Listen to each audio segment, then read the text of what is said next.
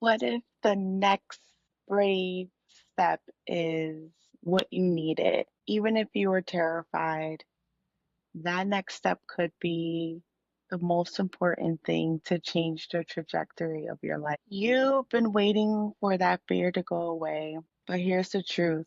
Courage is what you need. And that's what we're going to talk about today. It's built in the doing and not in the waiting. Welcome everyone to Lex Talk, Lex Talk. I am Lex, and today I felt inspired to come on camera. And we're going to talk about courage and not that fearless, effortless type of courage, but that raw kindness where your palms are sweaty. His palms are sweaty. No, I'm not talking about Eminem, Lose Yourself, but your heart is racing, your voice is shaking, and you still choose to move forward. The kind where you say, I don't know how this is going to work out, but I know where I'm staying currently isn't an option for me anymore. So I'm going to be honest. Fear has been a constant shadow of my life. I've been in the state of always wanting to control everything because things were out of my control and I let my guard down. So I felt like when I do that, I'm taken advantage of. And that taught me to protect myself, to honestly play safe. And here's the thing about playing it safe, it doesn't make you move on because you're just so scared of these bad outcomes. It actually shields you from all the amazing ones. And for me, courage has shown up in plenty of ways. And most recently is definitely with pole dancing. When I first signed up for my class, my first thought was, oh my gosh, what will people think of me? And I almost didn't go.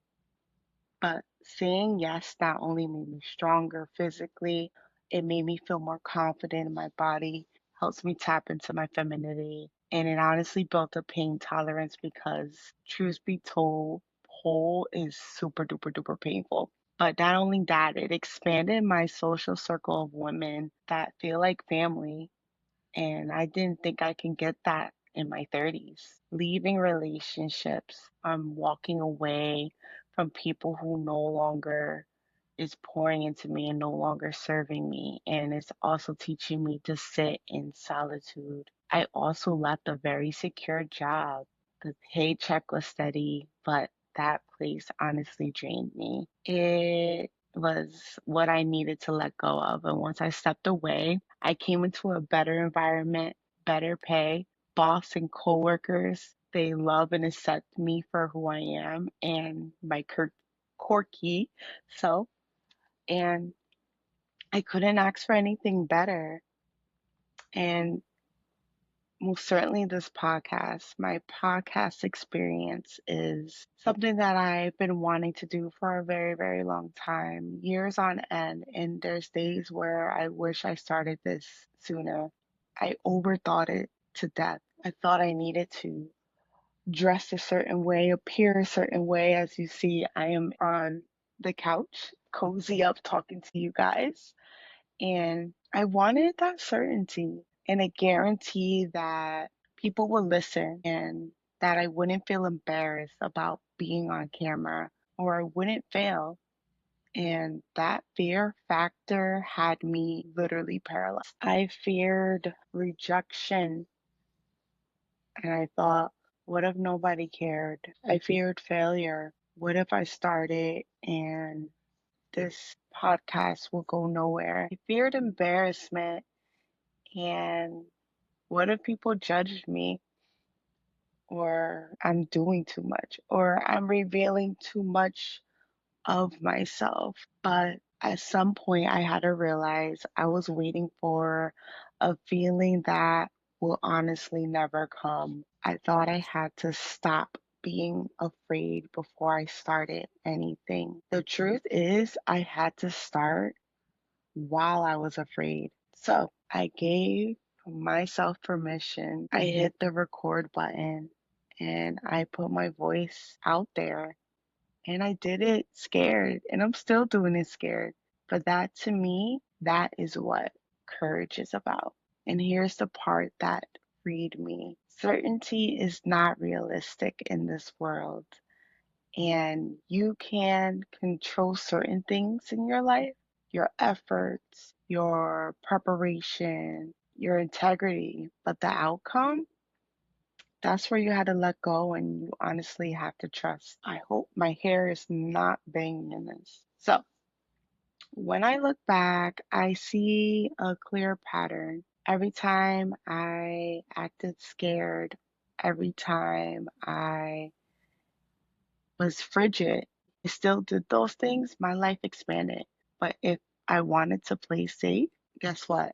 I got safe results. And there's actually a framework that explains why. If you guys don't know, David Hawkins' Map of Consciousness, if you've never seen it before, it's a scale, like a human scale of emotions and energy levels, starting from the lowest things like shame, guilt, apathy, fear, and moving up to higher states of love, joy, peace, enlightenment. And right in that middle, at level 200, is courage. Courage is the tipping point where we stop making choices from fear and start making choice from our personal power. But below courage, life feels like it's happening to you. Above courage, you start to see that life is happening for you. That's why stepping into courage feels so life changing for me. And it's literally a bridge between the old you and the version of you that trusts, that acts and expands. And if you're watching this on YouTube, I'll definitely put a chart on the screen somewhere here so you can see exactly where courage sits. Again, I believe it sits in the 200 range. So when I look back, I see that every time I acted scared, my life expanded. And every time I played it safe, I honestly got safe results. If my heart is craving expansion, but my mind, which is very logic, is trying to protect me, I let these two parts of me fight instead of moving. And that's what kept me stuck. And I'm not doing that anymore. So if you're in that same place, here's how you can start building courage today. And one, name the fear. Don't hide from it. Please don't run from it. Write it down. Example, I'm afraid of failure or I'm afraid of rejection. Once you name it, it loses its power. Number two, shrink the steps. Don't wait for that perfect leap. Start with micro steps. That small thing that you can't really talk yourself out of. Sometimes just starting or doing the damn thing can lessen the fear and anxiety around it because you no longer are in that waiting phase. And number three, shift the story. Trade the what if it doesn't work out that sometimes runs in my head. And you can say, what if it does? What if this changes everything? Let yourself experiencing blessings, opportunities, or lessons that may come from it, no matter the outcome. And four, anchor in the present. Your past does not dictate your future. Please remember that. Only your now does. And right now, you can choose courage over comfort. So I want you to ask yourself, what's the thing you've been saying you'll do when you're ready? What would happen if you just started and did it scared? Don't let what happened to you dictate your future. Only your present can do that. While we are here on God's green, beautiful earth, let's write a story that's worth telling. One brave, trembling, beautiful step at a time. Because courage isn't about the absence of fear. It's truly deciding that your dream doesn't have to be put on the back burner. Your dream matters more than the fear standing in front of them.